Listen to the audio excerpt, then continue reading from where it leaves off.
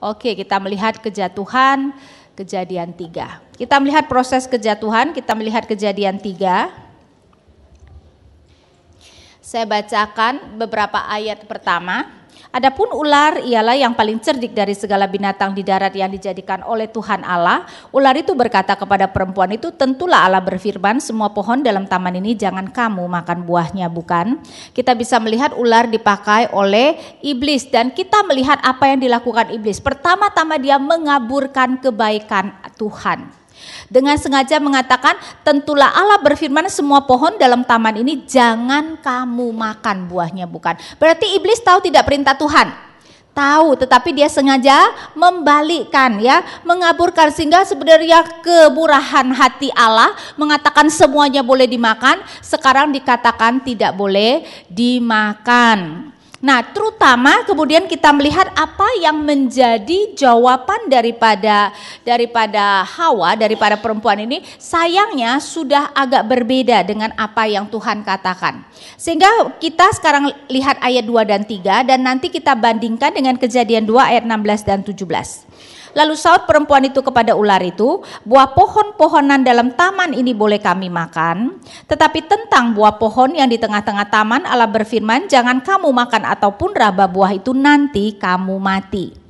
Ini adalah mengutip apa yang Allah katakan di dalam Kejadian 2 ayat 16 dan 17. Lalu Tuhan Allah memberi perintah ini kepada manusia, semua pohon dalam taman ini boleh kau makan buahnya dengan bebas, tetapi pohon pengetahuan tentang yang baik dan yang jahat itu janganlah kau makan buahnya, sebab pada hari engkau memakannya pastilah engkau mati. Kedengarannya sama enggak? Sama, tapi ada 4 perbedaan. Bayangkan ya, 2 ayat yang singkat ada 4 perbedaan. Tahu perbedaannya apa? Perbedaannya pertama-tama si Hawa menambahkan kata jangan raba. Tuhan kan cuma boleh mengatakan jangan makan, tapi dia nambahin jangan raba. Kedua, Hawa menyebutkan nama pohon tidak? Tidak, dia hanya mengatakan pohon yang di tengah taman.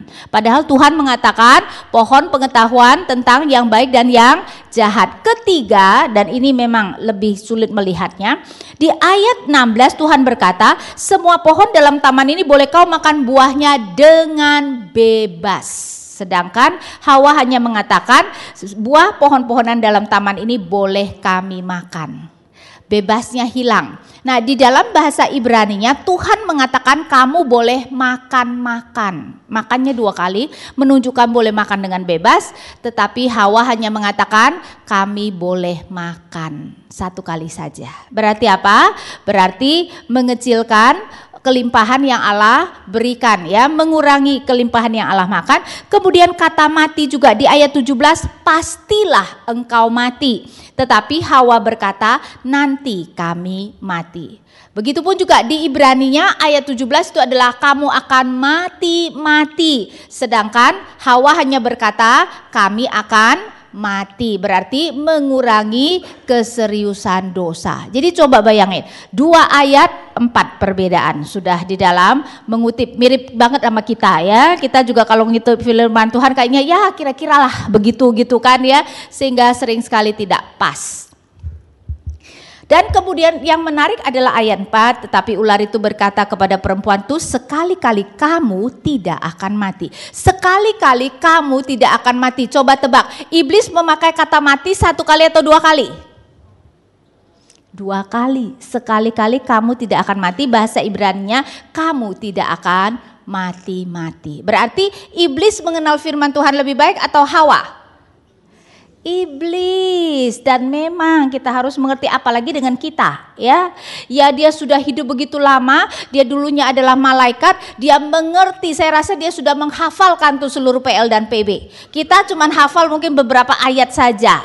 Ya tidak, sehingga coba bayangkan kalau kita tidak mengerti firman dengan baik, bisa tidak iblis memakai firman untuk menjatuhkan kita? Bisa sekali. Tuhan Yesus saja berani dia uji dengan firman, apalagi kita. Ya, karena itu kita harus melihat bahwa ternyata iblis tahu firman Tuhan, tetapi dengan sengaja dia menyangkal sekali-kali kamu tidak akan mati. Jadi kalau Allah berkata kamu akan mati, iblis berkata kamu tidak akan mati, menambahkan kata tidak.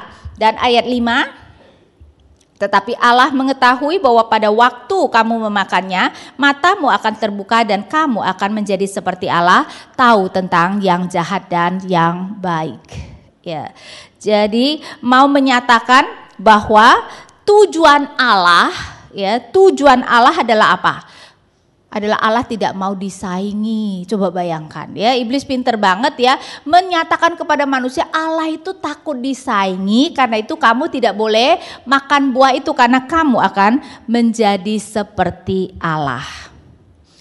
Kemudian yang sayang sekali apa yang dilakukan si perempuan di ayat 6. Perempuan itu melihat bahwa buah pohon itu baik untuk dimakan dan sedap kelihatannya. Lagi pula pohon itu menarik hati karena memberi pengertian.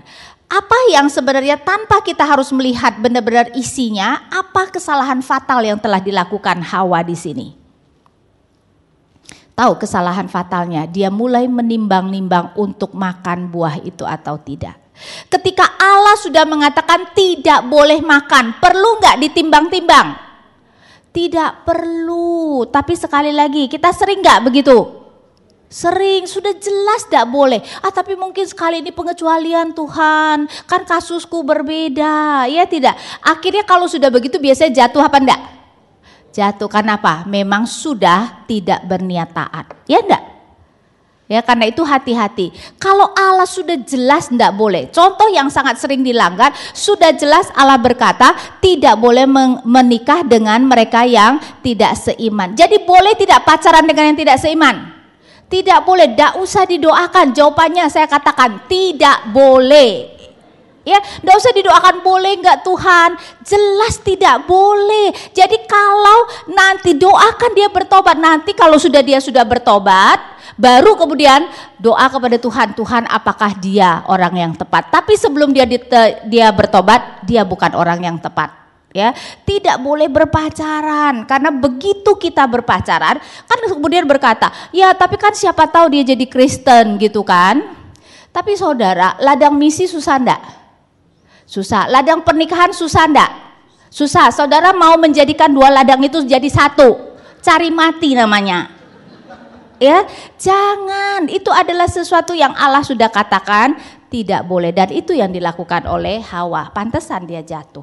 Tetapi kemudian juga kita melihat sesuatu yang sangat menarik adalah di sini kita melihat apa yang menjadi godaan bagi perempuan itu adalah selalu yang digodakan dunia, dan itu yang iblis godakan kepada Tuhan Yesus. Karena itu kita melihat tiga hal.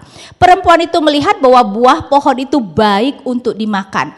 The lust of the flesh, nafsu kedagingan. Buah itu baik untuk dimakan. Tuhan Yesus disuruh apa? Ubahlah batu itu menjadi roti. Melawan nafsu kedagingan, sulit enggak? Sulit ya, tidak usah jauh-jauh deh. Kalau kita lagi sakit, ada makanan kesukaan kita yang tidak boleh kita makan, seseorang memberikannya di depan mata kita, makan apa enggak? Hah? Makan, ya enggak ya, hanya segelintir dari kita yang bisa tidak makan. Kebanyakan kita mah makan, nanti aja, itu nanti tinggal makan obat gitu kan ya. Tapi kita melihat betapa sulitnya melawan nafsu kedagingan. Yang kedua, dan sedap kelihatannya, nafsu mata, the lust of the sight. Laki-laki karena itu sebenarnya kenapa misalnya gambar porno bisa merupakan sesuatu yang begitu berbahaya. Laki-laki mudah terangsang dengan mata. Karena itu kalau melihat wanita cantik kan langsung kepalanya putar 180 derajat ya. Itu nafsu mata. Nah, perempuan mungkin agak berbeda. Nafsu mata perempuan di mana? Shopping. Ya tidak, karena itu kita membeli barang bukan karena dibutuhkan kan, karena mata kita rakus kan, karena itu sepatu sampai berapa puluh pasang, tas harus berapa puluh biji, padahal sekali pakai satu kan.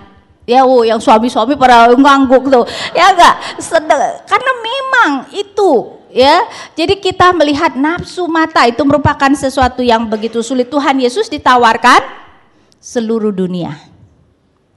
Ya, nafsu mata. Dan yang ketiga adalah lagi pula pohon itu menarik hati karena memberi pengertian, kesombongan. Dan saya rasa itu tidak usah dikatakan, setiap kita pasti begitu sombongnya, karena itu begitu orang menyinggung kita ya, marahnya luar biasa. Lagi pula begitu kita menganggap diri kita tidak sombong, berarti kita sangat sombong. Ya tidak. Jadi tidak ada orang yang bisa keluar dari itu atau kita membutuhkan Tuhan. Tetapi juga sangat menarik 1 Yohanes 2 ayat 16 ini yang kemudian dikatakan. 1 Yohanes 2 ayat 16, perhatikan. Sebab semua yang ada di dalam dunia, yaitu keinginan daging dan keinginan mata serta keangkuhan hidup, bukanlah berasal dari Bapa, melainkan dari dunia. Persis sama enggak? Persis sama. Karena itu ingat 3 godaan itu ya. Keinginan daging, keinginan mata, keangkuhan hidup. Dan itu yang juga iblis tawarkan, sehingga tidak mengherankan perempuan itu kemudian jatuh. Kembali lagi Kejadian 3. Nah, ketika si perempuan jatuh, apa yang terjadi? Suaminya ada di mana? Suaminya ada di mana? Ada bersama-sama dengan dia. Tapi kita akan kembali kepada ayat 5, inti dari kejatuhan. Iblis mengatakan ayat 5, tetapi Allah mengetahui bahwa pada waktu kamu memakannya, matamu akan terbuka dan kamu akan menjadi seperti Allah, tahu tentang yang baik dan yang jahat. Maksudnya apa? Tahu tentang yang baik dan yang jahat. Ini merupakan sesuatu yang banyak tafsirannya, tetapi kita harus melihat tafsiran yang benar, berarti menunjukkan dia akan menjadi seperti Allah. Berarti ini hanya merupakan suatu prerogatif yang dimiliki oleh Allah, tahu tentang yang baik dan yang jahat. Nah, kita biasanya menerjemahkannya berdasarkan bahasa Indonesia, tahu tentang yang baik dan yang jahat artinya apa? Dapat membedakan yang baik dan yang jahat. Tapi ini tidak tepat, karena ini apakah menjadikan kita Allah ketika dapat membedakan yang baik dan yang jahat? Tidak kan? Lagi pula Adam sudah tahu tidak membedakan yang baik dan yang jahat? Sudah tahu, dia tahu harus taat pada Allah, bukan? Sehingga tafsiran itu karena berdasarkan bahasa Indonesia, karena itu kadang-kadang kita harus hati-hati, harus kembali ke bahasa aslinya, karena setiap bahasa kata yang sama itu belum tentu mempunyai pengertian yang sama. Karena itu kita akan melihat dari bahasa aslinya, yaitu kata yada. Ya, kata taunya itu adalah kata yada. Nah, kata ini mempunyai 2 arti utama. Yang pertama adalah relasi yang intim. Karena itu tidak mengherankan Kejadian 4 ayat 1 dikatakan, kemudian manusia itu bersetubuh dengan Hawa istrinya. Kalau Bapak Ibu melihat Alkitab Inggris, ada yang menerjemahkan, then Adam knew his wife, dari kata know. Adam mengenal istrinya, karena memang kata itu adalah kata mengenal. Menunjukkan kata mengenal itu bisa menunjukkan relasi yang begitu intim, sampai hubungan suami istri pun bisa diwakili oleh kata ini. Dan nuansa kata mengenal itu dibawa oleh Tuhan Yesus masuk ke PB walaupun berbicara dalam bahasa Yunani. Karena itu Tuhan Yesus berkata, aku mengenal domba-dombaku dan domba-dombaku mengenal aku. Bukan dalam arti oh aku tahu dia adalah Yesus, tetapi menunjukkan relasi. Karena itu ketika Tuhan Yesus mengatakan aku tidak mengenal kamu, berarti orang itu tidak masuk surga. Berarti Tuhan Yesus tidak mempunyai relasi yang intim. Coba kita ambil arti ini, kita masukkan ke dalam Kejadian 3 ayat 5. Kamu akan menjadi seperti Allah, mengetahui berarti mengenal dengan yang intim, mengenal dengan intim yang baik dan yang jahat. Tapi masalah enggak? Allah mengenal intim yang baik masih oke ya. Mengenal dengan intim yang jahat masuk akal enggak? Tidak masuk akal, berarti bukan itu artinya. Sekarang kita masuk kepada arti yang kedua. Arti yang kedua dari kata yada adalah kata memilih atau menentukan. Kata ini muncul di dalam Kejadian 18 ayat 19. Tuhan berkata tentang Abraham, sebab aku telah memilih dia. Bahasa Ibraninya sama, itu adalah kata yada. Nah, kalau coba kita masukkan, kamu akan menjadi seperti Allah, memilih atau menentukan apa yang baik dan yang jahat. Pertama-tama saya bertanya, hak siapa boleh memilih atau menentukan yang baik dan yang jahat? Kita boleh enggak? Boleh enggak kalau Allah mengatakan mengasihi itu baik, aku mau mengatakan mengasihi itu jahat, boleh enggak? Tidak boleh. Menentukan, memilih apa yang baik dan yang jahat itu adalah hak Allah saja. Dan itu yang ditawarkan iblis. Kamu akan menjadi seperti Allah, boleh memilih sendiri apa yang baik dan yang jahat. Tawarannya menarik tidak Bapak Ibu sekalian? Sangat menarik. Itu mau mengatakan kepada manusia, kamu tidak usah taat kepada Tuhan. Kamu boleh menjadi tuanmu sendiri. Tidak usah Tuhan menjadi tuan dirimu. Karena itu kita melihat ini adalah godaan yang sangat luar biasa. Karena itu kenapa kemudian Hawa mulai memikirkan, tapi seperti yang saya katakan, Adam ada di mana? Di sampingnya. Pertanyaannya adalah, tadi kita sudah melihat kan, seharusnya Adam adalah kepala keluarga. Kenapa Adam tidak mencegah istrinya? Ya, kenapa tidak mencegah istrinya? Oh ya, belum ada dosa Pak. Ya enggak, belum ada dosa, belum ada ikatan suami-suami takut istri ya. Jadi kenapa Adam tidak mencegah? Menarik, Paulus memberikan kita suatu insight. 1 Timotius 2 ayat 14. Lagi pula bukan Adam yang tergoda, melainkan perempuan itulah yang tergoda dan jatuh ke dalam dosa. Bukan berarti Adam tidak jatuh dalam dosa, tapi Paulus mengatakan Adam tidak tertipu.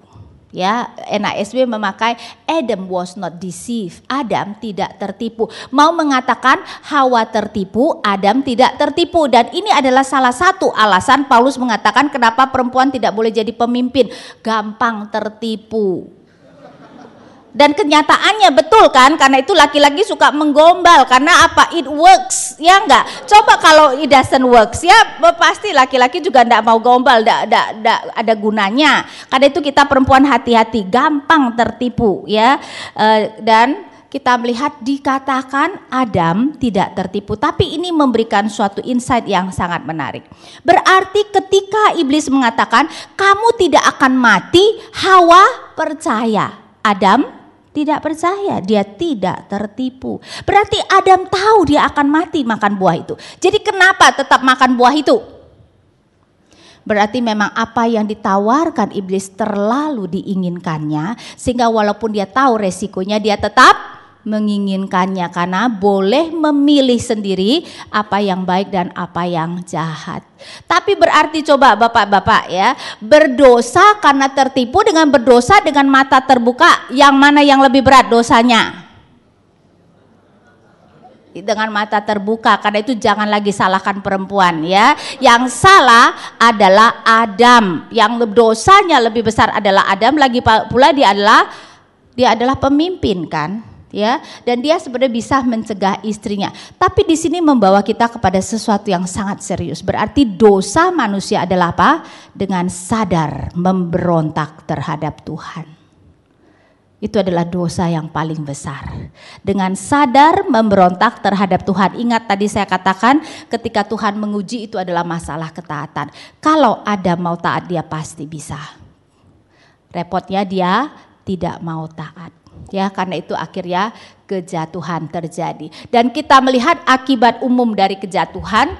8-13 itu berbicara tentang Allah berjalan di taman, dan sekarang manusia menjadi ketakutan. Dan Allah kemudian bertanya, kenapa bersembunyi? Apa yang dilakukan Adam? Adam mencela istrinya. Istri yang kau berikan itu, perempuan yang kau berikan itu. Berarti Adam menyalahkan siapa? Menyalahkan Tuhan, menyalahkan istrinya. Ya, istrinya si Hawa ketika ditanya dia menyalahkan iblis. Saya pengen tahu tuh kok Tuhan nggak nanya iblis. Saya tuh pengen tahu tuh kalau Tuhan nanya ular dia nyalain siapa, kan nggak mungkin dia ngaku ya. Mungkin dia menyalahkan Tuhan juga. Tapi di sini kita melihat apa yang terjadi. Pertama-tama hilangnya komunikasi. Manusia tidak lagi berkomunikasi dengan Allah. Sekarang melihat Allah mendekat, manusia menjadi takut dan bersembunyi. Karena dosa membuat kita tidak berani berhadapan dengan Allah yang kudus. Tetapi bukan hanya komunikasi Allah dengan manusia, komunikasi antar sesama juga sudah hilang ya, sehingga kita melihat Adam menyalahkan istrinya. Beda sekali dengan tadi, dia adalah tulang dari tulangku dan daging dari dagingku. Sekarang perempuan yang kau berikan ini. Beda kan? Ya, karena memang sekarang sudah ada dosa. Kemudian hilangnya kebenaran. Adam pantas tidak menyalahkan istrinya. Tidak pantas dia ada di sana. Bukan seperti yang sering kali terjadi bahkan dalam drama-drama gereja. Saya tidak tahu deh gereja ini pernah begitu aja, begitu tidak, bahwa si Hawa makan buah baru lari-lari cari Adam dan memberikannya pada Adam, ya. Tapi Adam ada di sana. Sehingga kita melihat Adam kan tidak bisa mengatakan, ya perempuan itu yang memberi kepadaku, dan dia mungkin tadinya mungkin kalau tidak dia bisa berkata, ya Tuhan, daripada aku hidup sendiri lebih baik aku mati bersama istriku, gitu kan. Jadi Romeo and Juliet original version. Tapi kan tidak, dia bisa mencegah. Jadi sepantasnya tidak dia menyalahkan istrinya. Tidak pantas. Dia tidak memberikan kebenaran seluruhnya, dia hanya memberikan half truth. Betul istrinya memberikannya, tetapi dia tidak mengatakan sebenarnya dia bisa mencegah istrinya. Tidak lagi ada kebenaran. Hilangnya kedamaian, ya, relasi dengan Allah, relasi dengan sesama sudah tidak ada. Saya percaya shalom di dalam diri seseorang juga sudah hilang karena dia sekarang tidak lagi bisa hidup dengan jujur. Hilangnya kehidupan. Kita tahu juga manusia nanti akan mati, ya, bahkan Tuhan melarang memakan buah kehidupan, dan hilangnya kediaman. Nanti di ayat 23 dan 24 manusia diusir dari Taman Eden. Itu secara umum, tapi saya mau memfokuskan secara khusus dari kejatuhan ayat 14, terutama dari ayat 15 sampai 21. Mari kita lihat. Ayat 14, lalu berfirmanlah Tuhan Allah kepada ular itu, karena engkau berbuat demikian, terkutuklah engkau di antara segala ternak dan di antara segala binatang hutan. Dengan perutmu lah engkau akan menjalar, dan debu tanahlah akan kau makan seumur hidupmu. Ini berbicara secara khusus kepada ular, ya. Tidak tahu deh apakah dulu ular punya kaki, sekarang disuruh berjalan dengan apa perut, ya. Kita tidak tahu, tetapi yang pasti memang dia akan berjalan dengan perut dan makan debu tanah. Jadi menunjukkan sebenarnya, karena kita tahu ular tidak hanya makan debu tanah, tapi kalau dia menjalar kan otomatis kemakan debu, ya. Tapi mungkin ini adalah bahasa yang mau menyatakan bahwa dia dikutuk, ya, dia dikutuk dan dia dihina menjadi binatang yang rendah, ya, sampai berjalan pun menjalar dengan perutnya. Tapi yang akan kita fokuskan adalah dari ayat 15. Aku akan mengadakan permusuhan antara engkau dan perempuan ini, antara keturunanmu dan keturunannya akan meremukkan kepalamu, dan engkau akan meremukkan tumitnya. Kita melihat permusuhan antara ular dan perempuan ini. Dalam hal ini kita harus melihat dari ayat 15, ular itu sebenarnya lebih ke arah iblis, dia mewakili iblis. Kalau 14 khusus mengenai ular secara fisik, maka dari 15 itu adalah berbicara tentang iblis. Antara engkau dan perempuan ini. Tapi pertama-tama saya mau bertanya, kenapa Tuhan harus mengadakan permusuhan? Di dalam bahasa Ibrani kata permusuhannya di depan, permusuhan aku akan adakan antara engkau dan perempuan ini, menunjukkan penekanan. Kenapa permusuhan itu penting Tuhan adakan? Setelah manusia jatuh dalam dosa, manusia itu sebenarnya bermusuhan atau berteman dengan iblis? Berteman. Berarti kalau Allah tidak dengan sengaja mengadakan permusuhan, maka semua manusia menjadi pengikut iblis. Berarti permusuhan itu baik atau tidak? Baik, itu adalah dalam anugerah. Tuhan mengadakan permusuhan. Dan 3 level permusuhan. Pertama-tama antara engkau dan perempuan itu, yaitu antara si iblis dengan Hawa. Kemudian antara keturunan ular dan keturunan perempuan. Jadi kalau semua manusia secara fisik keturunan Adam dan Hawa, maka secara rohani kita harus melihat ini secara keturunan rohani, sebagian adalah keturunan ular dan sebagian adalah keturunan perempuan. Yang dimaksudkan dengan keturunan ular adalah keturunan iblis, yaitu keturunan orang tidak percaya, sedangkan keturunan perempuan adalah keturunan orang percaya. Karena itu nanti, ya, bulan depan kita akan mulai melihat pasal 4. Karena itu kenapa Kain membunuh Habel. Secara fisik mereka saudara kandung, tetapi secara rohani mereka adalah musuh, karena seorang keturunan ular, seorang lagi adalah keturunan perempuan. Ya, jadi kita melihat Tuhan mau menyatakan sekarang seluruh umat manusia dibagi menjadi dua golongan, keturunan ular dan keturunan perempuan. Terminologinya adalah the seed of the serpent and the seed of the woman. Jadi kalau saudara baca di komentari, ya itu yang dimaksudkan. Ya. Kemudian kita melihat bukan saja seluruh keturunan, kemudian level ketiga, keturunannya akan meremukkan kepalamu dan engkau akan meremukkan tumitnya. Nah ini lebih tepat keturunannya adalah dia laki-laki, he. Coba perhatikan dalam bahasa Inggris, he shall bruise your head and you shall bruise his heel. Ada satu keturunan yang akan menghancurkan kepalamu dan kau akan menghancurkan tumitnya. Dia laki-laki itu siapa? Kristus. Dia akan menghancurkan kepala ular pada waktu kebangkitan, tetapi memang dia juga akan dihancurkan tumitnya pada waktu dia disalibkan. Ya, sehingga nubuat tentang Kristus sudah diberikan, karena itu ini disebut sebagai Injil yang pertama. Jadi Injil sudah Tuhan berikan di dalam Kejadian 3 ayat 15. Tuhan sudah menubuatkan Injil, ya. Tapi ini juga bisa membuat kita mengerti kenapa Tuhan berkata dunia pasti membenci kamu dan kenapa kamu pasti dianiaya. Karena sekarang seluruh manusia dibagi menjadi dua golongan, ya, keturunan ular atau keturunan perempuan. Mungkin kita perlu bertanya, kenapa keturunan perempuan? Kenapa tidak disebut keturunan laki-laki? Padahal orang-orang Yahudi kan patriarkal kan? Kenapa keturunan perempuan? Setelah kelahiran Yesus baru kita tahu. Tuhan Yesus bisa disebut keturunan perempuan, dia dilahirkan dari seorang ibu manusia, ya. Tetapi dia tidak bisa dikatakan keturunan laki-laki. Benar enggak? Karena dia dikandung dari Roh Kudus bukan karena keinginan seorang laki-laki. Dan itu menunjukkan Alkitab kita luar biasa tepatnya. Ya tidak? Memakai kata keturunan perempuan, bukan keturunan laki-laki. Ya, sehingga dan ini juga membuktikan Alkitab kita dituliskan Tuhan. Musa menuliskan dengan Injil menuliskan itu berbeda 1400-an tahun. Mereka kan tidak bisa bersepakat. Musa mengatakan aku nulis ini nanti kamu ceritain ya. Yesus lahirnya begitu kan tidak bisa, ya.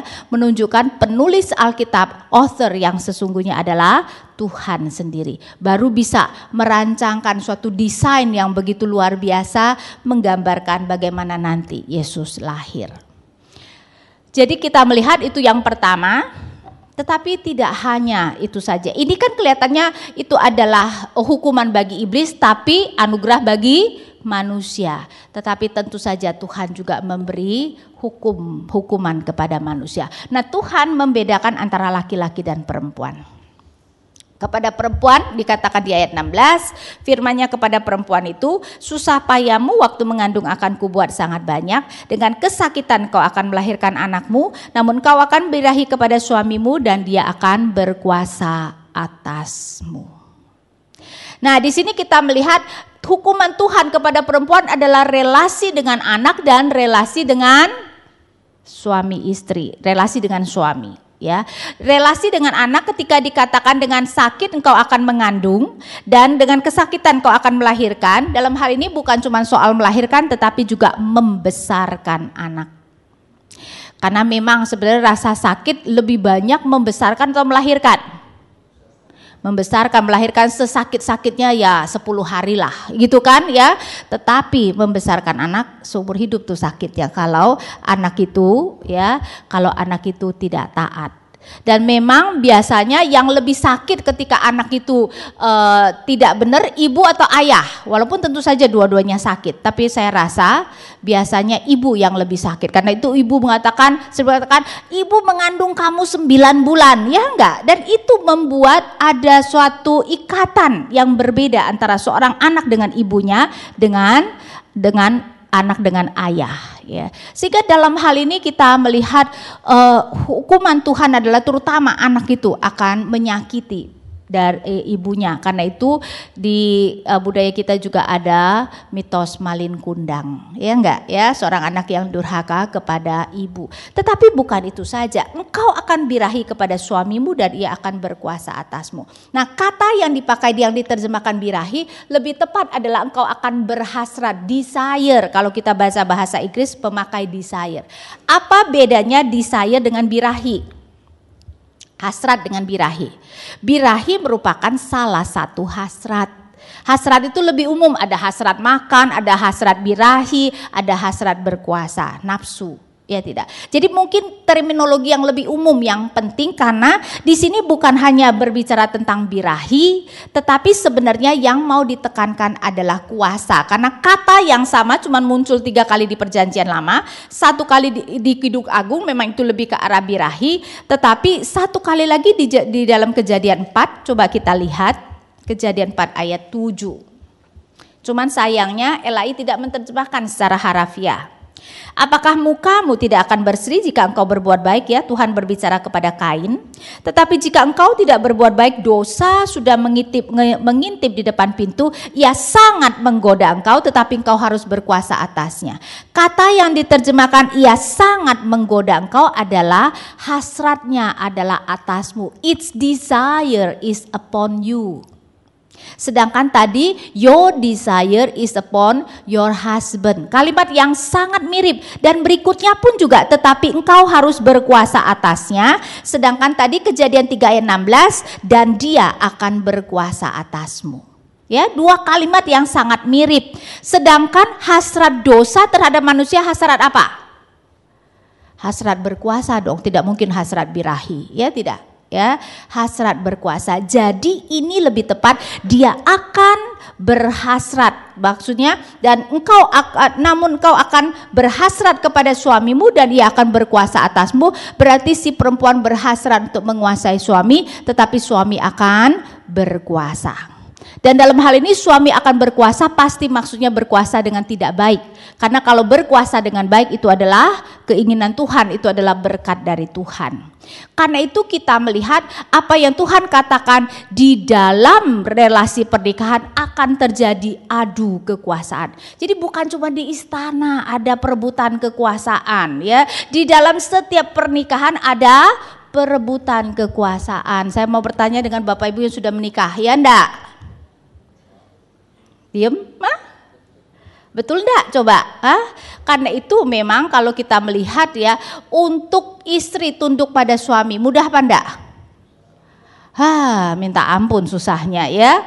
Karena apa? Karena memang hasrat untuk berkuasa, namanya manusia. Karena itu memang kita melihat itu yang terjadi, tetapi dia akan berkuasa atas. Bukan itu selama ribuan tahun.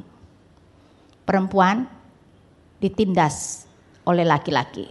Ya, dan terutama istri oleh suami, ya tidak ya, karena memang itu menjadi hukuman Tuhan. Cuman memang sekarang pendulum agak swing sudah ya, karena itu sekarang mulai banyak laki-laki takut istri gitu kan, karena memang selalu terjadi perebutan kekuasaan.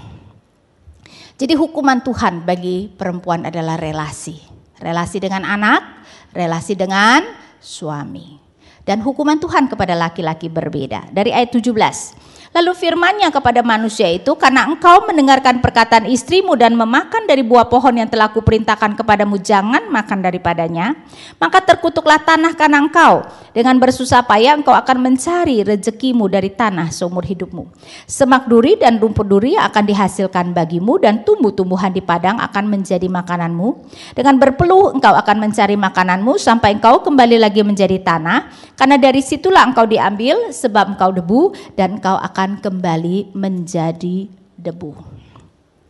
Hukuman terhadap suami, pertarungan antara manusia dengan alam. Ya, Tuhan sering sekali menghukum itu sesuai dengan kejahatan yang dilakukan oleh seseorang. Adam tidak melakukan tugas dia sebagai seorang pemimpin dalam keluarga, pemimpin di dalam alam ini, karena dia jatuh karena seekor ular. Ya, dan dari hal ini kita melihat iblis itu sangat lihai. Tuhan kan menetapkan ordo seperti ini. Tuhan manusia adalah laki-laki mengkepalai perempuan dan manusia menguasai alam. Iblis kemudian memakai ular yang adalah bagian dari alam, ya enggak? Untuk menggoda perempuan supaya melalui perempuan memberikannya kepada suaminya untuk kemudian tidak taat kepada Tuhan. Kita bisa enggak lihat iblis benar-benar memutarbalikkan urutan yang diberikan oleh Tuhan. Nah, karena manusia tidak menjadi pemimpin, sekarang dia di dalam pertarungannya dengan alam yang seharusnya dia berkuasa, akhirnya dia menang atau kalah? Kalah. Alam tidak lagi akan tunduk, sehingga ketika manusia mengelolanya, alam sudah akan memberontak dan pada akhirnya debu kembali menjadi debu. Manusia akan kalah dengan alam. Ya, sehingga kita melihat betapa tepatnya sebenarnya hukuman Tuhan terhadap manusia. Tetapi juga sesuatu yang sangat menarik terutama ketika kita berbicara, saya rasa kita sampai sini. Nah, ini sudah mulai nanti ya. Saya mau terutama ketika kita berbicara tentang kecenderungan laki-laki dan perempuan sekarang ini. Para psikolog sekarang melihat bahwa kecenderungan laki-laki dan perempuan itu berbeda. Dan saya rasa kita harus setuju ya dalam hal ini. Nah, kecenderungan atau orientasi perempuan itu apa? Hah? Apa? Bukan Pak, itu rada negatif ya. Maksudnya yang secara umum, kecenderungan relasi, orientasi perempuan adalah apa? Relasi. Perempuan mementingkan relasi, setuju enggak? Karena itu coba lihat ya, perempuan dengan teman-teman perempuannya selalu banyak hal yang diomongin. Coba laki-laki dengan teman laki-lakinya, ya enggak? Cuman kali main games lah, minum, apa, ngobrol enggak? Kagak kan, enggak nanya anakmu gimana, apa. Saya rasa enggak, itu mah ya ibu-ibu tuh ya, kalau ketemu anakmu gimana, suamimu gimana. Laki-laki nanyanya apa? Karier, kerjaannya apa, kamu sekarang apa, ya enggak? Bisa enggak kita melihat perbedaan orientasi antara perempuan dan laki-laki? Jadi memang para psikolog mengatakan perempuan itu relational oriented, tetapi laki-laki adalah target atau achievement oriented. Bagi laki-laki yang penting adalah pencapaian. Setuju enggak Bapak Ibu sekalian? Betul kan?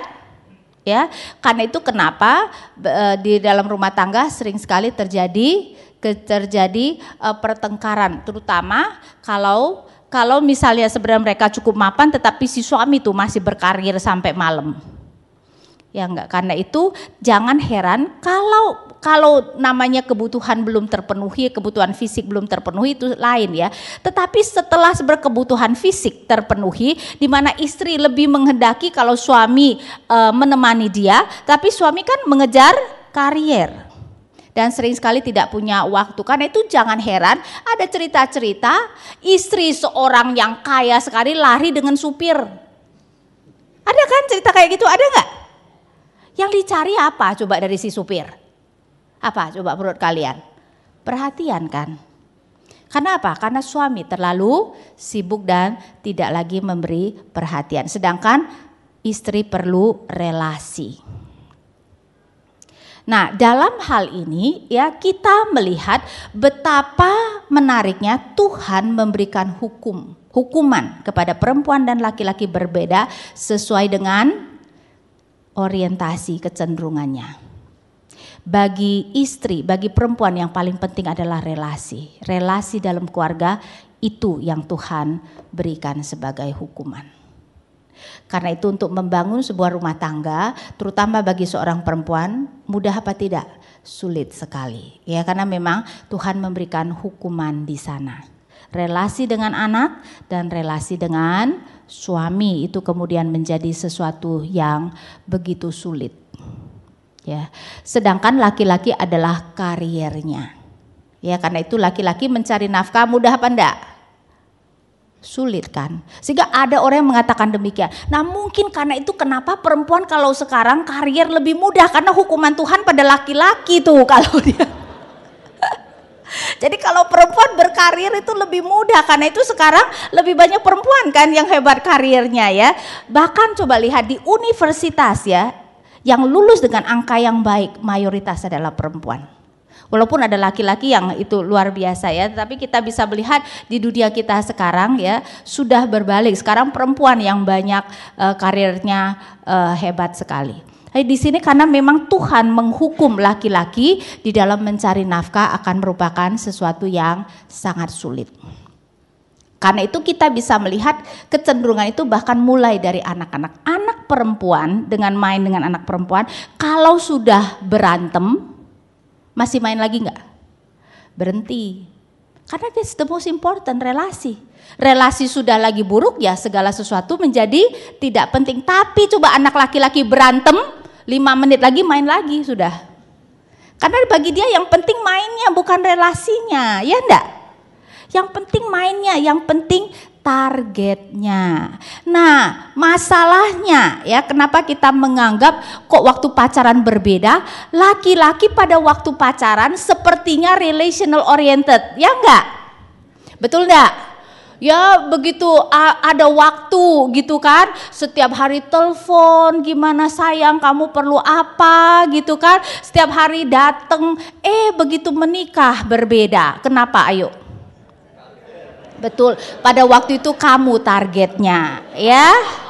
Begitu tercapai next target. Ya enggak, sehingga kamu bukan lagi targetnya. Karena itu kenapa apa yang kamu pentingkan tidak lagi diberikan. Sedangkan dia tahu yang dipentingkan perempuan itu relasi kan. Karena itu waktu pacaran laki-laki memberikan banyak perhatian. Tetapi sesudah itu targetnya adalah karirnya. Karena itu kita istri juga harus mengerti dan mengerti akan kecenderungan ini membuat kita mengerti masing-masing dengan lebih baik ya dan bisa berusaha untuk menjalankan pernikahan kita dengan baik. Tetapi memang pernikahan tidak mudah akan dijalankan. Tuhan sudah memberikan hukuman dan hanya di dalam dengan bantuan Roh Kuduslah kemudian kita bisa menjalankan pernikahan dengan baik. Tetapi ini membuat kita mengerti kenapa keadaan kita sekarang ini. Kenapa dunia kita terjadi permusuhan seperti ini, kenapa sekarang begitu sulitnya kita mencari nafkah, dan kenapa begitu tidak mudahnya membina sebuah pernikahan. Karena dosa sudah masuk, dosa itu merupakan sesuatu yang sangat serius dan Tuhan memberikan hukuman yang sangat serius kepada manusia. Segala aspek hidup kita, relasi dengan Tuhan jadi hancur, relasi sesama hancur, relasi dalam keluarga berantakan, relasi dengan alam pun sudah rusak berantakan. Karena itu kenapa dunia kita seperti apa adanya sekarang ini. Dan ini menunjukkan kita butuh Tuhan tidak? Kita butuh Tuhan ya. Karena untuk hidup di dalam dunia dengan segala relasi bahkan shalom dengan diri kita sendiri juga sudah hilang, itu benar-benar kita butuh Tuhan. Oke, apakah ada pertanyaan? Kita masih ada 10 menit. Ya.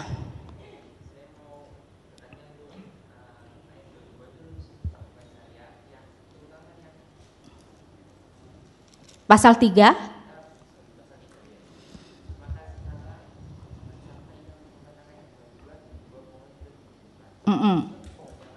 Betul, itu pohon yang lain. Jadi mungkin kita bisa melihat bahwa ada pohon pengetahuan yang baik dan jahat dan pohon kehidupan. Ya, kalau kita baca di pasal 2 ayat 9, lalu Tuhan Allah menumbuhkan berbagai-bagai pohon dari bumi yang menarik dan yang baik untuk dimakan buahnya, dan pohon kehidupan di tengah-tengah taman itu serta pohon pengetahuan tentang yang baik dan yang jahat. Jadi ada 2 batang pohon yang kita diberi nama, tapi yang harus kita mengerti ketika manusia belum jatuh dalam dosa, pohon kehidupan boleh dimakan. Setelahnya baru Allah cegah tidak boleh makan dari pohon kehidupan. Mungkin dimengerti kalau makan buah pohon kehidupan dia tidak akan mati secara fisik. Ya, secara fisik dia tidak akan mati. Padahal dia harus mati secara fisik. Dan memang sepertinya manusia langsung mati tidak ketika makan buah. Sepertinya tidak, tapi dia mati rohani. Alkitab memberikan kita 2 tipe kematian, mati rohani dan mati fisik. Ketika manusia makan buah dia langsung mati secara rohani, baru nanti ratusan tahun kemudian ada mati secara fisik. Ya, tetapi kita melihat jadi betul tidak dia mati? Betul dia mati. Ya, karena itu ingat Alkitab selalu berbicara tentang kematian itu 2. Mati secara rohani dan mati secara fisik. Kita semua yang keturunan Adam begitu dilahirkan sudah mati kerohaniannya. Karena itu di dalam Efesus Paulus bisa mengatakan kamu telah dihidupkan. Dihidupkan apanya? Bukan fisiknya dong, tetapi rohnya, rohaninya sudah dihidupkan ya. Jadi karena itu kenapa kita melihat kita baru bisa percaya kalau Allah menghidupkan kerohanian kita, baru kemudian kita bisa bertobat dan percaya. Ya. Oke, masih ada? Ya, silakan Bu.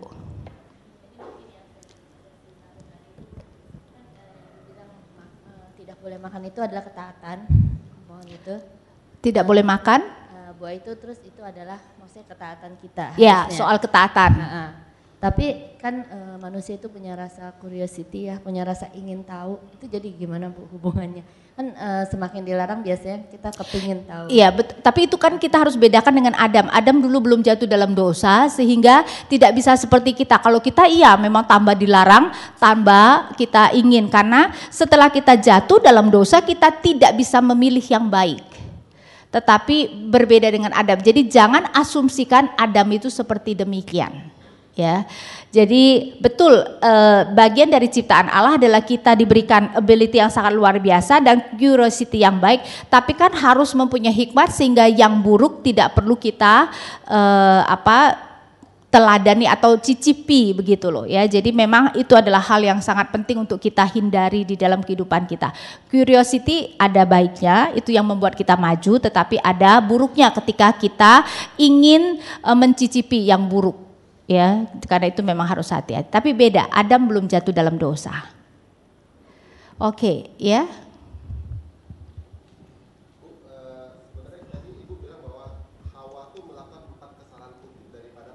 Ya. Dan 3 diantaranya itu bermakna dia tuh meremehkan atau mengecilkan mengecilkan Tuhan lah gitu ya, perkataan Tuhan. Tapi ada satu itu yang raba itu tuh Bu, sebenarnya negatifnya apa Bu? Negatifnya membesar-besarkan larangan Tuhan.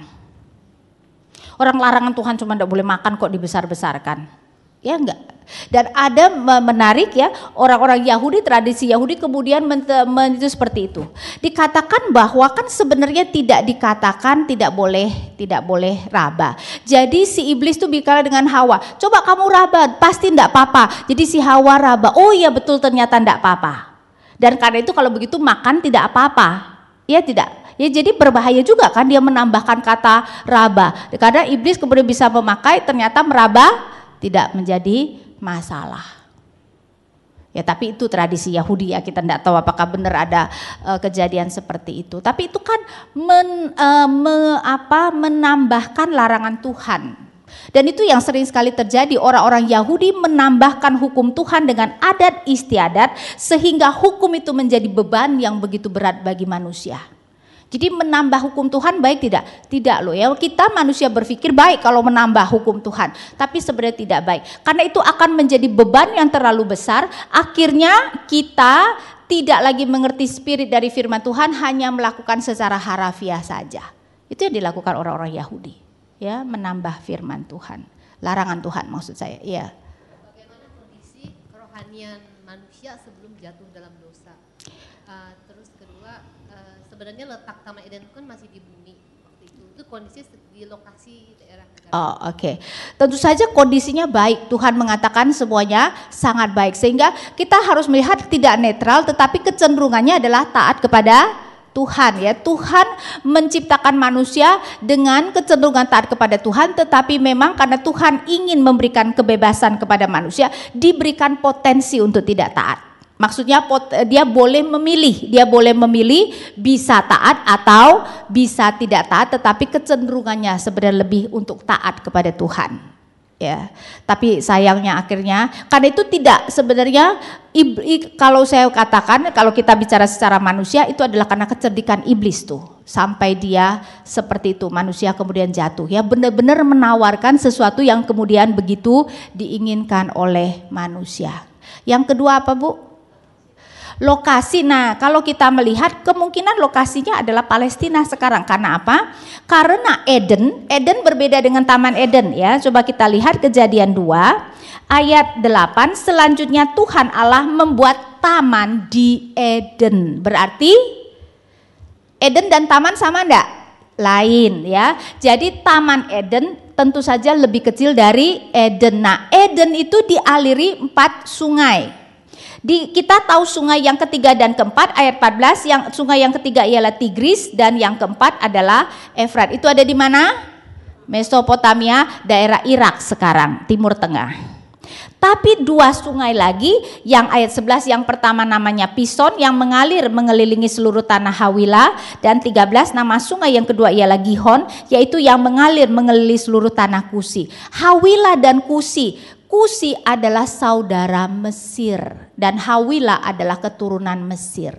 Karena itu kita melihat berarti 2 sungai itu ada di Mesir. Jadi dari Mesir sampai Mesopotamia, tengah-tengahnya adalah Palestina. Karena kemungkinan Taman Eden yang dimaksud adalah Palestina. Karena itu kenapa Richard Pratt kemudian mengatakan demikian. Pada waktu kejatuhan manusia diusir ke arah mana? Ke arah timur, dan gerbang timur yang dijaga. Coba kita lihat Kejadian 3. Kejadian 3 ayat 23 dan 24. Lalu Tuhan Allah mengusir dia dari Taman Eden supaya ia mengusahakan tanah dari mana ia diambil, yang menghalau manusia itu, dan di sebelah timur Taman Eden ditempatkannya beberapa kerub dengan pedang yang bernyala-nyala dan menyambar-nyambar untuk menjaga jalan ke pohon kehidupan. Gerbang timur yang dijaga. Ketika nanti orang Israel disuruh masuk ke Kanaan, gerbang mana yang dia masuk? Gerbang timur. Padahal mereka itu di bawah di Sinai. Bisa enggak langsung naik melalui gerbang selatan? Bisa, tapi Tuhan suruh mereka berkeliling dulu kemudian masuk dari gerbang timur. Kemah suci, satu-satunya jalan masuk adalah gerbang timur. Ya, jadi kelihatannya klop sekali ya. Jadi di gerbang timur, dan begitu Yosua menyeberangi sungai Yordan, dia bertemu dengan panglima bala tentara Tuhan. Ya tidak? Setelah dia menyeberangi sungai Yordan, yang mengatakan hal yang sama bertemu dengan Tuhan. Berarti karena mengatakan hal yang sama kepada Musa, tanggalkanlah kasutmu sebab tanah yang kamu ijak itu adalah kudus adanya. Ya. Jadi kemungkinan ya yang dimaksudkan dengan Taman Eden adalah Kanaan. Ya. Proses kejatuhan Adam ini memang topiknya sangat sulit ya. Banyak hal yang saya belum dalami. Proses iblis tadi menggoda Hawa. Apakah iblis tahu bahwa titik lemahnya itu ada di Hawa, bukan? Saya rasa, saya nggak tahu deh apakah iblis tahu, tapi saya rasa dia sengaja membalikkan urutan Tuhan. Bukan. Jadi pemakai alam, ular, untuk menggoda perempuan untuk datang pada laki-laki. Ya, saya tidak tahu apakah memang dia tahu titik lemahnya di Hawa, atau memang dia hanya sengaja membalikkan urutan Tuhan. Saya jadi berpikir kadang-kadang memang susah. Saya belum ada jawabannya untuk ini. Apakah ada pengetahuan Allah tentang? Ada apa? Pengetahuan Allah tentang default ini. Pengetahuan. Pratahu. Iya. Maksudnya mengetahui sebelumnya siapa iya, maksudnya? Iya, jadi Allah. Iya, dalam konteks seperti iya. Maksudnya apakah Allah sudah tahu sebelum? bahwa, jelas Pak. Kalau enggak dia tidak maha tahu dong. Iya. Jadi Iya artinya dong. skenario ini Adalah keputusan Allah. keputusan Allah. Betul. Jadi saya memang sangat percaya bahwa Allah sudah memutuskan akan membiarkan manusia jatuh. Kalau tidak kan masa waktu Adam jatuh Allah kaget. Waduh celaka, dia kok jatuh, kan enggak mungkin, berarti dia tidak maha tahu dan dia tidak maha kuasa. Kalau Allah kita maha tahu, Allah maha kuasa, berarti dari permulaan Allah sudah tahu itu akan terjadi, tetapi karena dia menginginkan manusia mempunyai keinginan bebas, free will, maka dia sudah menetapkan akan membiarkan Adam jatuh. Karena itu kenapa Efesus bisa mengatakan kita sudah dipilih sebelum dunia dijadikan. Berarti sebelum dunia dijadikan Allah sudah tahu enggak manusia akan jatuh? Sudah tahu, orang kita udah dipilih. Kalau tidak dia bukan Allah yang maha kuasa dong Pak. Oh, maksudnya kenapa Allah membiarkan itu? Nah, kelihatannya Allah melihat bahwa menciptakan ciptaan yang punya free will itu lebih baik daripada mencipta robot. Pada saat nanti kita bertemu dengan Tuhan di surga. Betul, baru kemudian kita tetap punya free will, tapi free will kita adalah selalu mengasihi Allah. Ya, nggak memilih yang baik. Dan itu kan berdasarkan kemudian kita sudah datang kepada Allah. Jadi memang kelihatannya itu adalah masalah supaya kita bisa memiliki kehendak bebas, dan bagi Allah segala penderitaan ini worth it. Ya, bagi kita manusia mungkin ya kita melihatnya not worth it ya, tetapi Allah melihat is the best possible. Ya, bahkan saya tidak membaca, tetapi Alvin Platinga katanya ada tulisan mengenai the best possible world, dan berdasarkan filsafat dia kemudian mengatakan dunia seperti kita ini adalah the best possible world. Ya. Tentu saja. Kalau tidak Allah kita tidak maha kuasa, Pak. Iya. Karena itu kita harus berani mengatakan walaupun Allah bukan sumber kejatuhan ya, kejatuhannya itu adalah manusia dan malaikat, tapi kita harus berani mengatakan bahwa Allah sudah menetapkan akan membiarkan kejatuhan terjadi. Kita harus berani mengatakan itu. Karena kalau tidak berarti Allah kita tidak maha kuasa. Apa? Ya, dalam konteks itu Allah sudah menetapkan pilihan. Kalau saya percaya Adam termasuk orang pilihan. Masih ada pertanyaan? Ya. Terima kasih. Satu lagi pertanyaannya. Pertanyaan adalah apakah ada hubungan antara kejatuhan manusia saat Adam Hawa memakan buah yang dilarang Tuhan itu tidak mati dengan ayat Kejadian 3 ayat 21 ini Allah membuat pakaian dari kulit binatang, juga dikomparkan dengan Ibrani 9 ayat 22 yang diambil dari Imamat 17 ayat 11 yang berbunyi tidak ada pengampunan dosa tanpa pertumpahan darah. Apakah itu ada hubungannya, Ibu? Itu tergantung bagaimana kita melihat ayat yang di Kejadian ya Pak ya.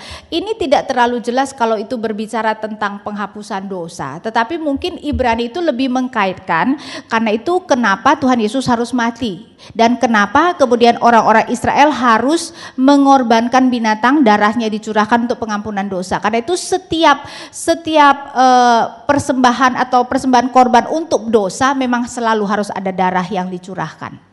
Sedangkan kalau Kejadian ini tidak terlalu jelas deh ya, sehingga terjadi perbedaan pemikiran. Ada yang melihat memang ini berbicara tentang penebusan, ada yang tidak melihat seperti itu. Tetapi memang kalau berbicara tanpa ada darah tidak ada pengampunan, itu jelas merupakan prinsip persembahan korban di dalam PL, dan memang kenapa kita selalu mengatakan darah Yesus dicurahkan bagi kita. Ya. Oke, masih ada? Ya.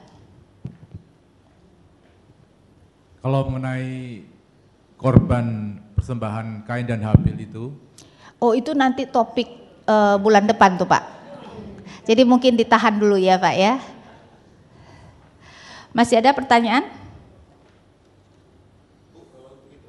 Kalau Tuhan menyimpan, jadi katanya half truth tadi,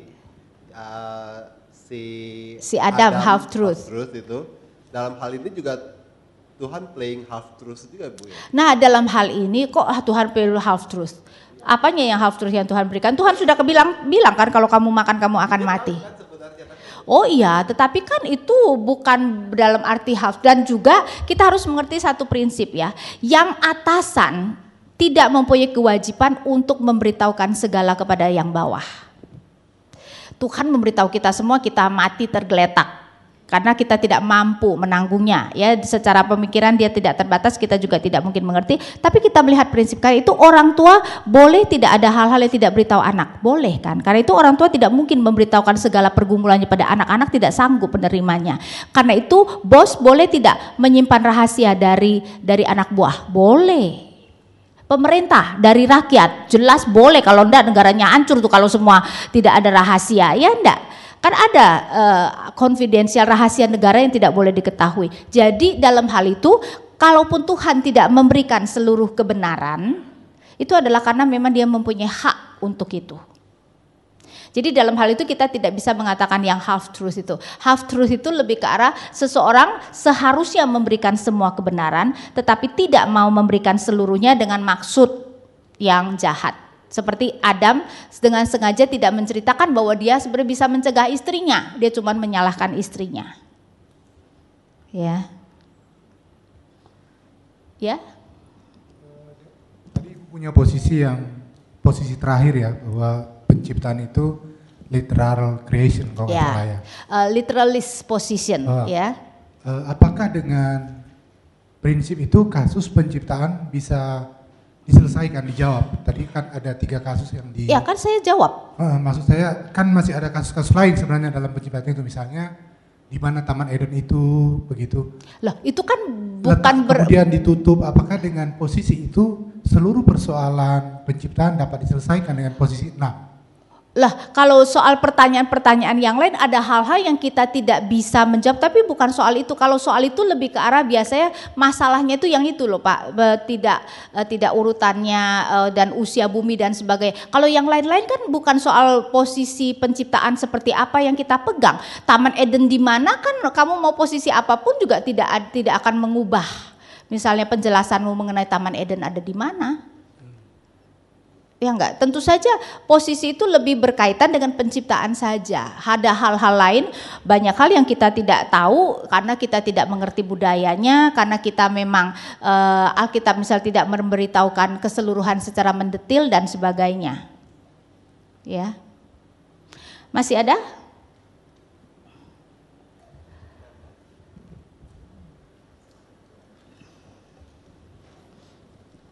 Kita telat sedikit nggak apa-apa toh ya, Ya. Terima kasih.